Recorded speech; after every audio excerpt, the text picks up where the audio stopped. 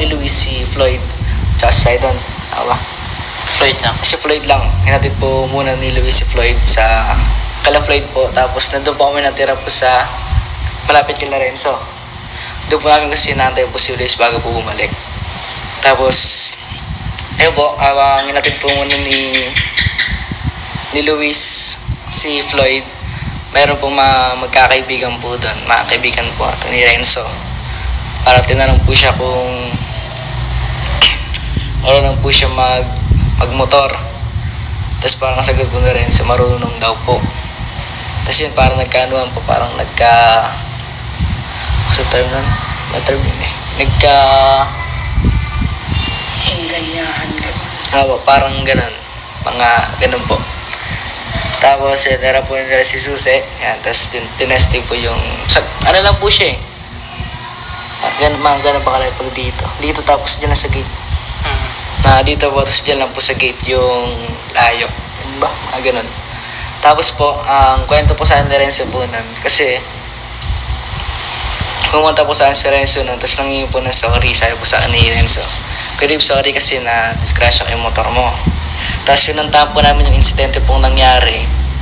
Ang kwento niya po sa akin nun, dumulas po siya dun sa may, paliko po siya dumulas po dun sa may, kasi mabuhangin din po dun eh, madulas po. So nalaglag po yung motor dun sa may sa may, sa gilid po, kasi kasi yung bagong daan din, meron po pong mga gilid. Buti wala pong tubig, or tsaka hindi po malalim. Kaya nalaglag po siya dun. Tapos parang, sa pagka-confidence po, po niya, pinilit niya pong ihahon mag-isa. Kasi di na po nangingin ng tulong. Siguro po kasi mataas din po yung pag-aahon niya. Mataas po yung garter ba? Yung garter po. Tapos parang naangat niya na po siguro yung isang gulong. Tapos parang nabigla niya pong binirit po yung silinyador. Kaya doon po na time na umangat po yung motor, tapos tumama po siya dun sa may poste. Pagkatapos po sa may poste, dumulas po yung motor pakaliwa. Kaya tumama din po yung salamin, kaya nagkasugat po dito sa kanang braso. Tapos yun po, pumunta na po kami sa kanila. Tapos pagkahatid po namin sa kanila, pinuntahan din po muna namin si Floyd. Kasi ganito po namin nangyari. Tapos bumalik po ulit kami kay Lorenzo para kamustahin. So yung pagkabalik po namin kay Lorenzo, mga katekram, mga before 8 po. Yan, doon na po kami kay Lorenzo. Nililinis po yung sugat ni Lorenzo bago pong pumunta ng ospital. Kasi nakasalubong po namin yung lola po ni Lorenzo noon bago po magtulay. Tapos sinabi po namin yung nangyari po. Tapos yun po, parang nagpatawag po yung lola ni Renzo ng driver. Nandun pa po kami. Tapos sinugod na po siya sa hospital bago po umuwi kami dito so nakauwi po kami dito ng mga 8 mga past 8 po, mga ganun. Kasi nantay din po namin si Renzo. Tapos 45 yan, 49 something like that. Tapos nandun na po kami sa garahe po nun. Tapos sinayos po namin yung motor para tinanggal po namin kung ano po yung mga nasira. Doon po kami sa may sa gilid po, sa garahe po. Diyan po kasi pagpasok po may garahe po dyan. Andun po kami, tapos kinaumagahan po, yun, naalaman po ni tatay. Tapos umaga pa lang po, tinanong po nila tatay na kung ano po yung nangyari. Tapos kasi kinagabihan po nun, kinakabahan po kami ni Luis, diba? Kinakabahan po kami ni Luis nun kung paano po namin sabihin. Kaya kinakabahan po kami nun. Kaya nung kinamagahan po, tinanong po kami. Ang sinabi ko po na ako po yung nag-drive. Tapos yung nalaglag po yung motor sa gilid po. Tapos napisilin niya rin. Tapos bumunggo po dun sa may poste. Tapos na-slide po yung motor. Yun po yung sinabi po namin nun. Tapos dumating na po yung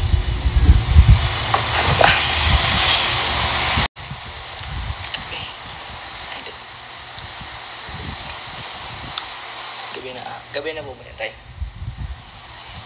Yung gabi po. Tapos nung gabi po nun, na gabi po mga 8 po ata or 7, mga ganong oras po. Tarang yun po, nag-vlog po kami tatay nung po sa labas. Tapos tinatanong po ako kung ano po yung exact na nangyari. Tapos ang sagot ko po nun,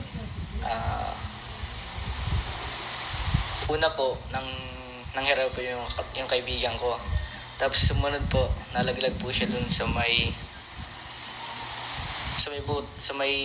gilid po ng kalsada. Tapos yun po, nagasgasan po niya. Parang yun lang po yung term na sinabi ko kay tatay na.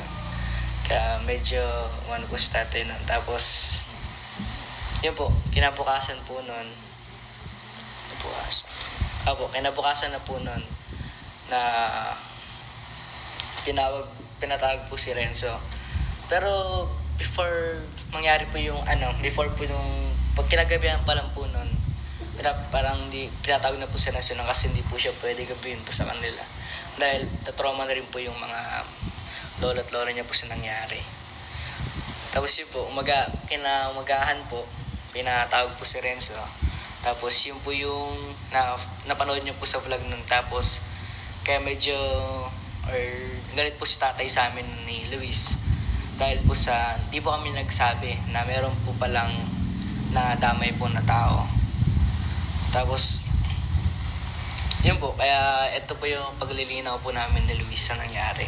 Ay di lang po pala, ako lang po pala. So yun lang po yung paglilinaw namin kung ano po yung pinaka nangyari po talaga sa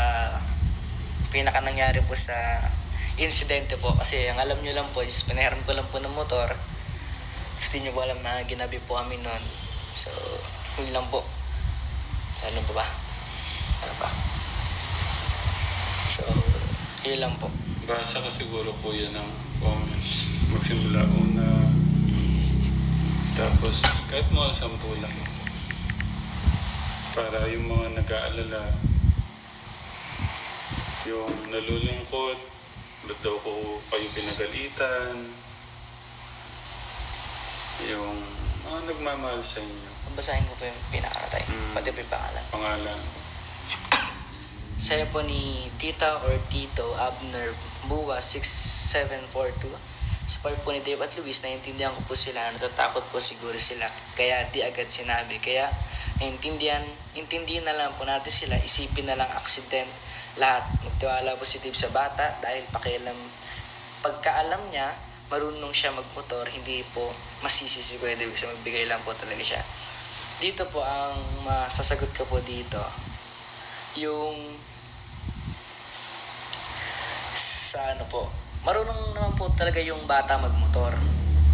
Diba? Marunong po talaga siya magmotor, mga katagang. Naan lang po siya kasi nga, diba nga po, yung pag may kasabihan po yung aksidente, parang kisap mata lang po ang aksidente. Hindi po natin malalaman kung kailan or anong oras po tayo ma-aksidente. Kaya yun, ingat-ingat din po tayo, mga katagang. So kami din po medyo na-trauma din po kami sa nangyari. Na-trauma din po yung bata sa nangyari. Sabi po ni Tita Mary Celine Bulahaw 8407, accident happens anytime. Pinahiram mo hindi, may-ari, nagmamaneho o ibang tao, walang pinipili aksidente. The boy